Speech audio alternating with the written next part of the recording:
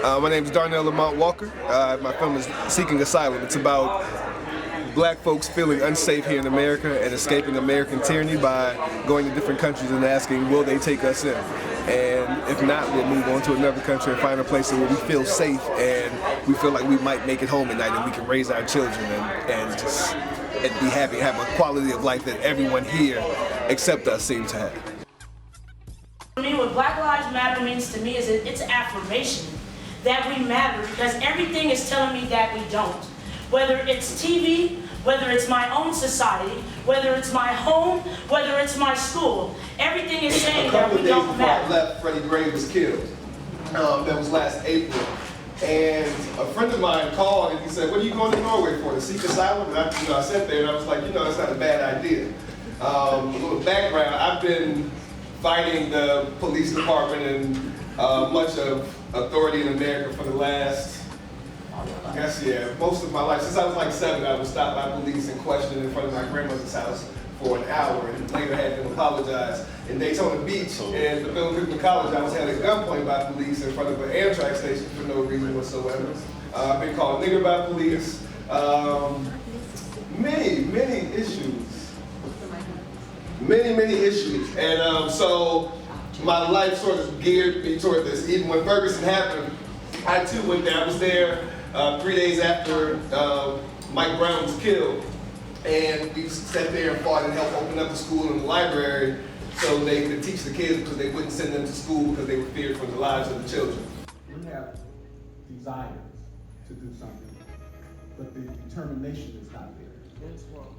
And the weakness I see in our community is, like I said, we'll boycott something or we will delay a process. We will make a lot of noise on the front end, but our ability to follow through with a set goal in mind always seems to fizzle out. One of the issues with trying to unify people and trying to get everyone to come together is we're trying to bring along people who don't want to be there. And I think that if we stuck with the people who want to come, who want to show up, and instead of trying to go down here and pill these people out who don't want to come, I agree. and if we stick with the people who do want to come, and we move forward, and we don't shut them out though. We don't say you can't come along if you don't come now. We say you can come along when you feel you're ready, but we're going to go. In 85 days, we should have just stayed off the bus and created our own company. What we do, we tend to be so brilliant, but we sell out our brilliance. So in other words, we saw that work. We said, oh wow, we could go ahead and have our own bus company instead of getting back on their bus and then still being mistreated. So what I want to know is how we can collaborate instead of always trying to compete, which that's the way they set it up for us to do. Yeah. Like the W.E.B. Du Bois versus this and da-da-da-da, Muhammad Ali versus, so how do we not drink that Kool-Aid and collaborate and agree to disagree, still be friends because I don't like your weave, so what? Yeah. We can still go to lunch. Yeah, we have to turn off the TV for real. I mean, we are so distracted. There's so many distractions out there, and we really need to focus.